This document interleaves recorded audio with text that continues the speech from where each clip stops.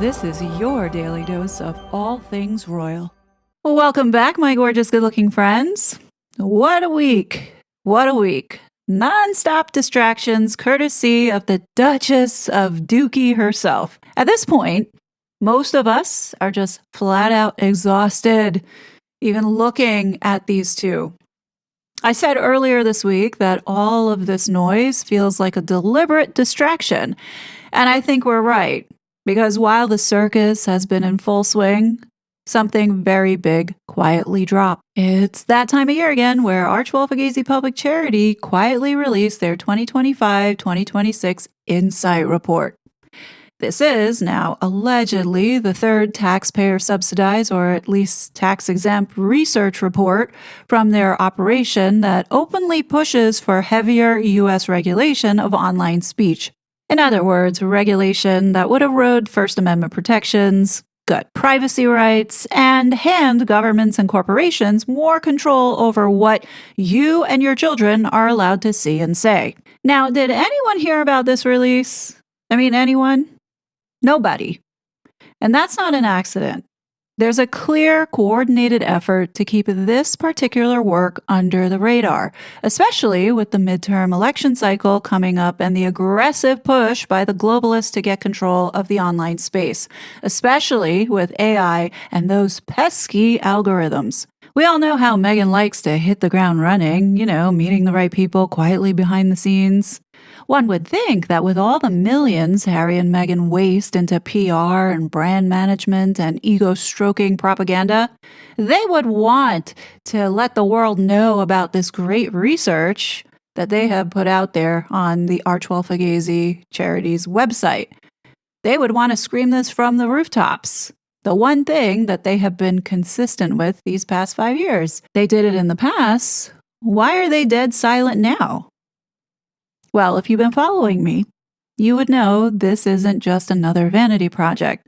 This is a major piece of their broader Champagne Socialist Globalist Agenda 2030 for Harry's father, the mission that Harry has been on to reshape the digital media landscape designed to weaken and collapse America's First Amendment to make way for completing this godless, transhumanist world these leftist parasites want to put in place. And that's exactly why their team, now led by radical leftist James Holt, wants zero attention on this right now.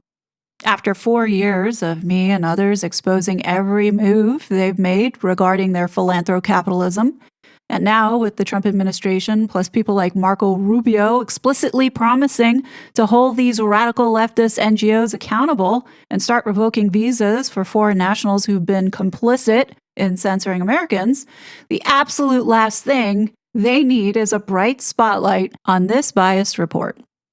Last year, I told you all that Prince Harry's mission alongside the censorship cartel was coming to an end, and to a real extent it has. The federal level push has been battered and forced into retreat.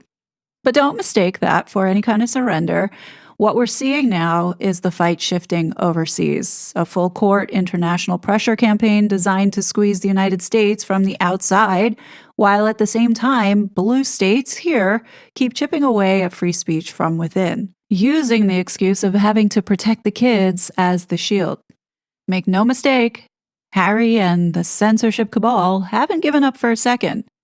They've just gone quiet, dropped out of the headlines, and moved their meetings into the shadows, exactly as Michael Schellenberger recently exposed. And if you want, check these videos out to see what I'm talking about. It looks to me like they're regrouping, not retreating, and aggressively driving legislation, and in my opinion, doing it all before the U.S. midterm elections in 2026. And I spoke a little bit about this yesterday in my video, where it is of interest to all these foreign countries to see Democrat leadership get back into power so they can turn back on the faucet of taxpayer money. Now, if you've been following this saga, especially following it closely with me on this channel, you definitely have seen this dramatic pivot Harry and Meghan have made this year. It was like almost overnight. Harry and Meghan distanced themselves from all those social justice bandwagons that, coincidentally, taxpayer money had been wasted on. And there's a reason for that. We all knew Trump's return would trigger real investigations, and those have already begun. It's not just censorship as the main issue.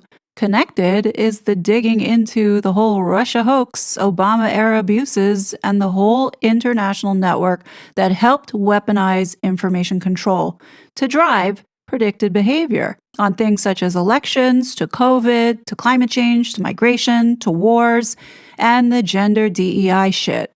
Now, I'm pretty sure many of you feel the same way that I do, like everything feels slow right now, but it's not that nothing is happening. A lot is actually happening, just mostly behind closed doors, I would imagine. And the sudden distance Harry and Meghan have put between themselves and their years of quiet, under the radar information warfare that was launched onto innocent people, well, of course there's going to be distance. It's deliberate because you have channels like mine getting attention of lawmakers and government agencies down in DC. And we all know how slow they all move. Harry and Meghan, trust me, don't want the public connecting the dots because these reports and biased research their foundation has been churning out are the kind of documents that get quietly slipped to lawmakers as the so-called evidence whenever new online restricting laws are proposed. The less attention on those papers right now, the better for Harry and Meghan. So in today's video, we're going to fix all of that. We're going to make everybody aware of what they've been doing. We're diving straight into this year's Archewell Insight Report to shine a bright light on Harry's mission, the players, and where all of this will head if we ignore it. So grab a cozy beverage, get comfortable, and before we jump into this report, do me a huge favor, please, and hit that like button and double check to make sure that you're still subscribed. We all know what YouTube has been doing to this channel. I really do appreciate it. All right, let's get into it. So looking at the Archewell Insight Report Volume 3, is this digital safety or digital control? Let's walk through what this Archewell Insight Report actually does, not what it's claiming to do. Right away, the opening pages set the tone by radical leftist James Holt and the other director, Shauna Knepp. We are at a pivotal moment. Young people need leaders. We must act. We must reshape the digital world. You notice what's missing? Any acknowledgement that acting means government regulation, platform control, and restrictions on expression. But that's exactly what they push in every section, softly wrapped in youth testimonials that who knows if they're even real. They could be made up for all we know. But there's emotional language and heavy emphasis on global comparisons. Now, the one thing that Harry and Meghan are known to do is exploit the youth. And this report uses youth voices as the actual political Trojan horse. You see, the entire structure of this report claims to be about listening to young people, but the findings conveniently align with the regulatory agenda Archewell FUGAZI Public Charity already advocates for. Now, if you look closely, page after page frames tech as overwhelming, confusing, exhausting, and scary. We see the youth here being depicted as drowning in this chaos, unable to distinguish truth, constantly manipulated, and unable to self-regulate. And they put in a whole bunch of words like overwhelming, constant, chaos, insanity, dangerous, dystopia. This isn't neutral data. This is a narrative, and we know that Harry and Meghan are all about storytelling.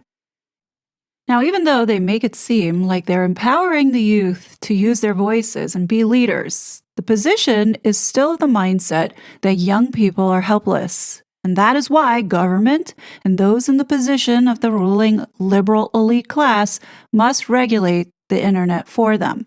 Even worse, youth opinions that differ from the Archewell agenda are non-existent in this report. You don't see both sides wondering how these restrictions and transparency wishes take away from actual freedoms.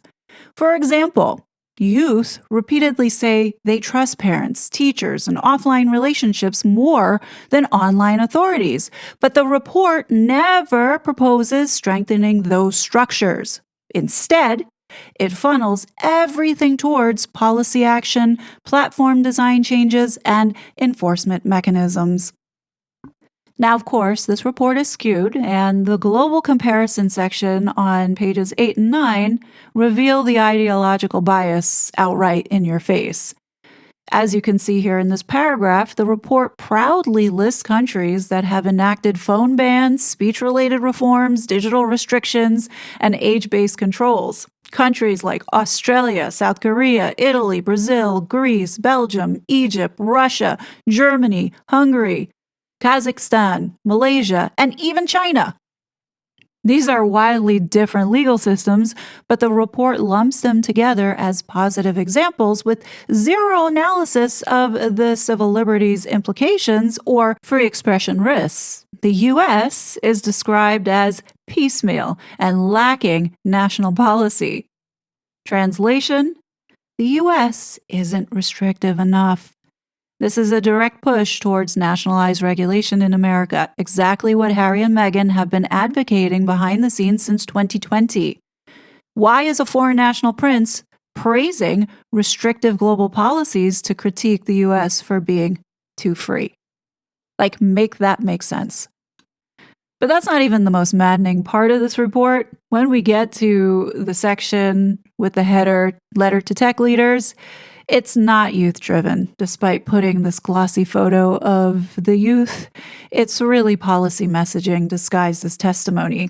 And in this section, I think it's the most damning part of the entire report because it selectively highlights youth statements that push the exact policy outcomes Archewell wants, like regulate, implement safeguards, restrict AI tools, limit content, add kill switches, control deepfake creation, create age gating, fix myths and disinformation, provide warnings, design ethical systems like, are you going to be able to get paid or not? Protect privacy. Yeah, okay. But you know what's carefully excluded here?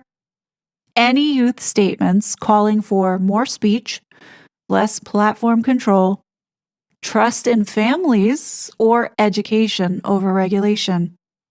The report claims to be neutral, but it's pretty obvious that it was curated with political intent. You see, Jory Craig, who is back again for a third year as the Archewell senior advisor, getting $140,000 to put out this shit. But for those that don't know, Jory Craig was featured in the Missouri versus Biden, or her name was mentioned, with Vivek Murthy. And she is supposed to be some prominent expert in disinformation countermeasures. Yes, she was a part of the censorship industrial complex, and she too has pivoted to protecting the children. She currently serves as a resident senior fellow at the Institute for Strategic Dialogue, the ISD, based in London, which is also part of the censorship complex. She focuses on safeguarding democracy from online harms, measuring impact of influence campaigns on public opinion, and advises on responses to threats like disinformation. She is a Democratic operative, and for those that didn't know this, she has shaped major anti-disinformation coalitions for events like the 2020 U.S. elections. So was she involved with the suppression of the Hunter Biden laptop story, as well as all of those conservatives, including American Megxiteers who were conservatives? Yeah. I would say she probably was, or she was aware of what was going on because she was in this network, this little group that thought that they were the ones who are the arbiters of truth. So this liberal bimbo was also the head of elections and digital integrity at ISD, which I do believe had insight into the election integrity partnership with Renee DiResta. I mean, don't you see all these fucking people that Harry and Meghan work with in rebuilding the online space are responsible for stealing the last 4 years away from the American people with the shit that they were doing here in violating our First Amendment rights. Now you can understand why this is so infuriating. They stole that election away from the American people with what they were doing. So as far as I'm concerned, all of these people can go fuck themselves. None of them should be in any position to be preying on the youth, especially Meghan Markle. She is the last person that should be near children. But I digress. Back to this report. The other advisor that they have on here, Flavia, she's another one equally aligned with the left and the liberal media. She's just now representing the Latinos. She also is politically aligned, backing candidates like AOC and Kamala Harris. That should tell you enough in what we're dealing with here. I'm guessing that the reason why they had this Latino woman here is because all of the photos that are in this report are predominantly Latino kids, with the exception of Harry sitting at a table with predominantly white students. Now, this normally wouldn't be something that I would bring up, but because Meghan Markle makes us focus on race so much, it's kind of hard now not to see it. So looking at the diversity here, where is the diversity? Where is the inclusivity? I'm pretty sure the sugars are not going to be happy when they see that they were not represented anywhere in this report. Now, I want to go ahead and direct your attention now to this graph that they included in their report about the concerns around AI and of the students that they surveyed.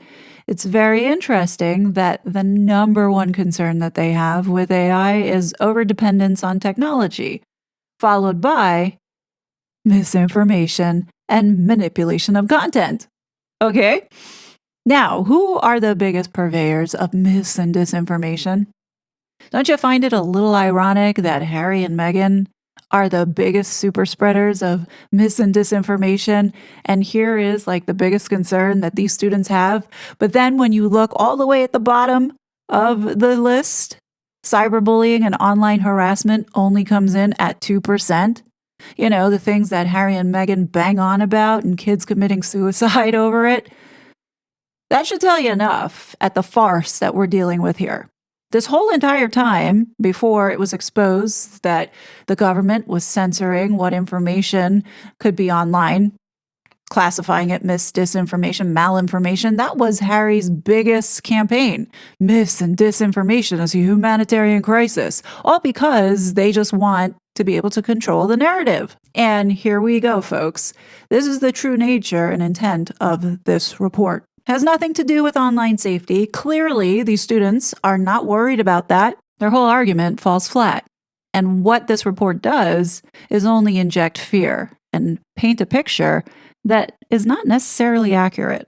And when you look through this report, nearly every page elevates the fear. Deepfakes are terrifying. AI slop is dangerous. Teens are just overwhelmed. Truth is unstable. Reality is impossible to navigate. Misinformation is everywhere.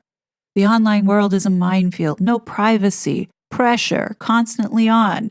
This relentless framing creates a psychological backdrop where any intervention seems justified, and that's the place that they want to get people. But the solution, you guessed it, is always regulate, regulate, regulate, otherwise known as safeguards, or as Meghan likes to call them, guardrails. The report then brings in the idea of digital literacy, but not as a solution, instead as a gateway to justify controls. So, take for example on page 30's key takeaway. Higher levels of digital literacy equip young people with the critical thinking skills to better navigate life online. Sounds good, right? But the very next sentence turns immediately into platform responsibility, regulatory, there's that word again, guardrails, action from lawmakers, design mandates, restrictions on AI creations, labeling and moderation systems, safer infrastructure. Digital literacy becomes just one bullet in a larger package of control mechanisms.